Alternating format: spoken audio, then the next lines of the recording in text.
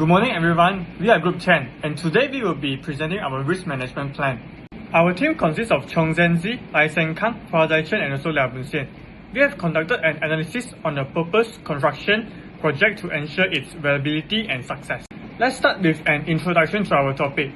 Our study focused on low-cost housing development in the rural area of Malaysia. This type of development is essential for three critical reasons. It addressed the issue of housing affordability, helped to reduce poverty, and significantly improve the living standards among low-income households.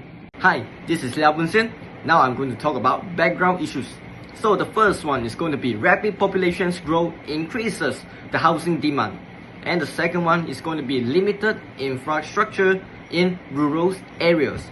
And the third one is going to be dependence on government funding.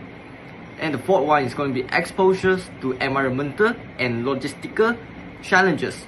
And the fifth one, which is the final one, is the limited access to skilled labor and materials. Now let's move on to the next slide.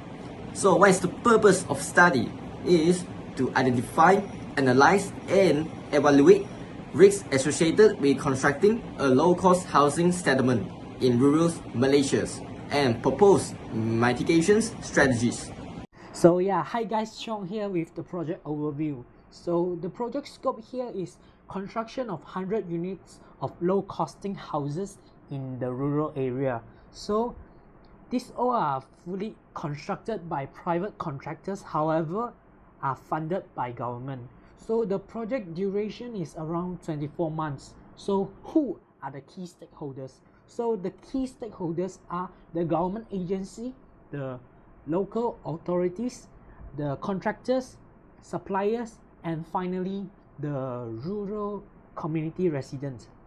So up next, SWOT analysis, which is the strength, weaknesses, opportunity and threat analysis. So the strength of this project are effective government support and affordable houses. So moving on to the weakness, which is poor infrastructures and limited skilled labor. So despite the weaknesses of this project, the opportunity given are rural economic growth and improved life quality for the citizens. So what are the threats are threatening the project to moving on? The threats are weather changing and cost escalation.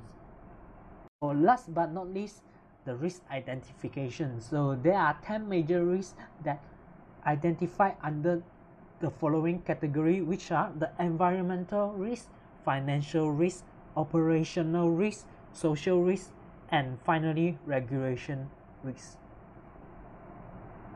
My name is Lai Sen Kang. Moving on to our risk register. This is the core tool we use to document, analyze and measure the specific risks facing this low-cost housing project. To evaluate this risk, we use a probability and impact matrix. It works simply. We look at how likely a risk is to happen and how severe the consequence would be. By multiplying these two numbers, we get a final risk score.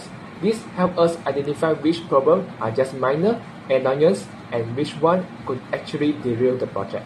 Here are the first 5 major risks we analyze. As you can see, our highest rated risk is heavy rainfall causing construction delays, with a risk score of 0.48. In rural areas, bad weather stops everything. We are also very concerned about a shortage of skilled labourers, with score 0.4. Other significant risks here include delays in government fundings and poor site accessibility, which both score roughly the same. Continuing to the next slide of risk, we look at legal and community issues. Approval and uncontracted performance are moderate risks that we need to monitor. Interestingly, community resistance had the lowest score of 0.12, suggesting that while we need to be careful, the locals are likely supportive. However, we need to watch out for land ownership disputed and potential flooding, which could impact the timeline.